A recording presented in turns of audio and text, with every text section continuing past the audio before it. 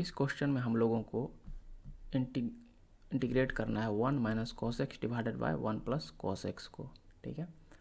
इसमें डायरेक्टली कोई भी फॉर्मूला एज सच लग नहीं रहा है, तो हम लोग सबसे पहले इसमें ट्रिग्नोमेट्रिक आइडेंटिटीज़ का यूज करके इसको एक सूटेबल फॉर्म में रिड्यूस करेंगे, जो कि कोई भी जो एग्जिस्टिंग फार्मूला है वो यहाँ पर एप्लीकेबल हो जाए। तो हम लोग यहाँ पर दो आइडेंटिटीज़ को एक साथ यूज करेंगे, ठीक है। तो हम लोग लिखेंगे we have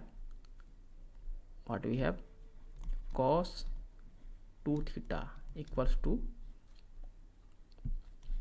2 cos square theta plus minus 1, एक -1 है, दूसरा है cos 2 थीटा होता है यह 1 माइनस 2 साइन स्क्वायर थीटा, ठीक है।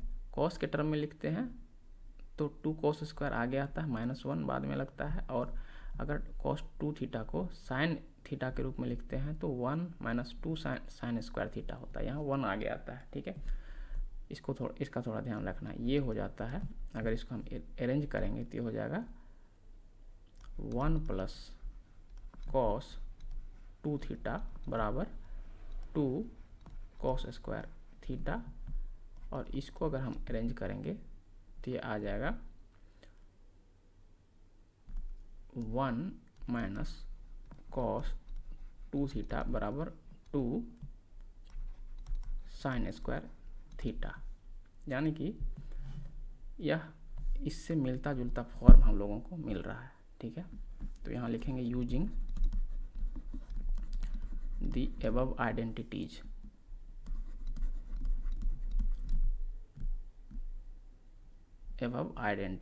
या फिर ट्रिग्नोमेट्रिक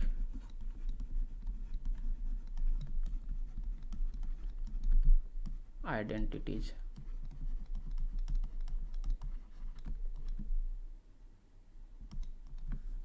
क्या हो जाएगा 1 minus cos x by 1 plus cos x equals to, यहाँ देखिए 1 माइनस कॉस एक्स ये वाला है, तो जो एंगल होता है वो आगे जाके हाफ हो जा रहा है, यानी कि यहाँ x है तो x बाय 2 आएगा, ठीक है। यहाँ हो जाएगा 2 साइन स्क्वायर, चूँकि माइनस वाले में साइन आ रहा है तो साइन स्क्वायर, और x का जो है हाफ हो जाता है, x बाय 2 आ जाएगा, ठीक है, डिवाइडेड बाय, उसी तरह यहाँ हो जाएगा 2 cos स्क्वायर x बाय 2, या फिर इसको लिख सकते हैं 2 तो कैंसिल आउट हो जाएगा और बाकी बच रहा है यहाँ पर tan स्क्वायर x बाय 2, ठीक है। तो यानी कि therefore integral 1 minus cos x by 1 plus cos x dx, जो कि हमारा इस क्वेश्चन में रिक्वायरमेंट है, इक्वल्स टू हम लिख सकते हैं integral tan square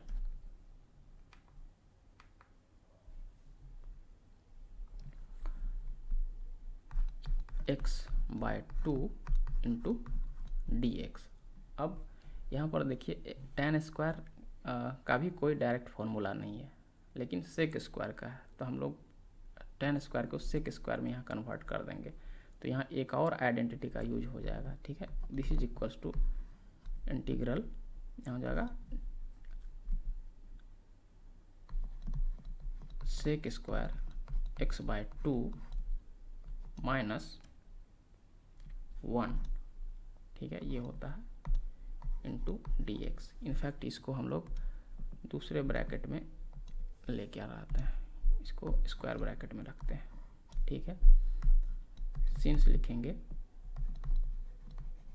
tan square theta equals to sec square theta minus 1, इस वाले आइडेंटिटी का यहाँ पर हमने यूज किया है।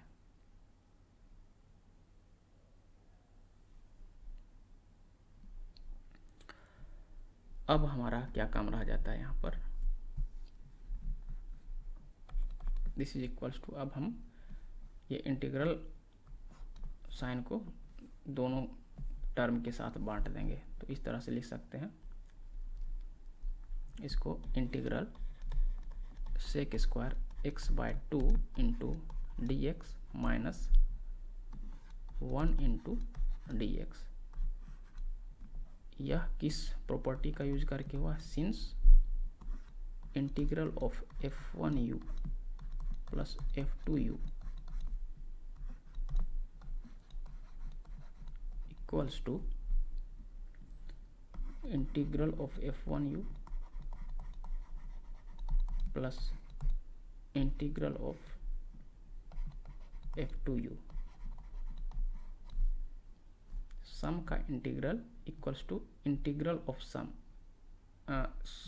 सम का integral equals to sum of integrals. ठीक है, इस तरह करके हम इसको समझ सकते हैं। And this is equal to sec square x या फिर सेक स्क्वायर यू कहते हैं उसको, उसका फॉर्मूला है जिसमें कहा जाता है tan x होता है। ठीक है, तो ये हो जाएगा tan, चूँकि x की जगह x/2 है तो यहाँ भी x/2 है, और x के साथ जो भी कोफिशिएंट रहता है उसी से यहाँ डिवीजन हो जाता है। तो यहाँ हो जाएगा, चूँकि हाफ इसमें लगा हुआ है x के साथ, तो यहाँ 1/2 नीचे आ जाएगा, प्लस एक कांस्टेंट ऑफ इंटीग्रेशन इसके लिए आएगा, माइनस यहाँ पर इस पूरे में माइनस मल्टीप्लाइड है तो पहले माइनस देंगे, उसको बाकी सबको एक कॉस्ट में रखेंगे या फिर ब्रैकेट्स में रखेंगे। तो ये हो जाएगा x प्लस यहाँ एक कांस्टेंट ऑफ इंटीग्रेशन c2 मान लेते हैं, तो ये आएगा। यहाँ पर हमने दो फॉर्मूले यूज किए हैं, उसको लिख देंगे।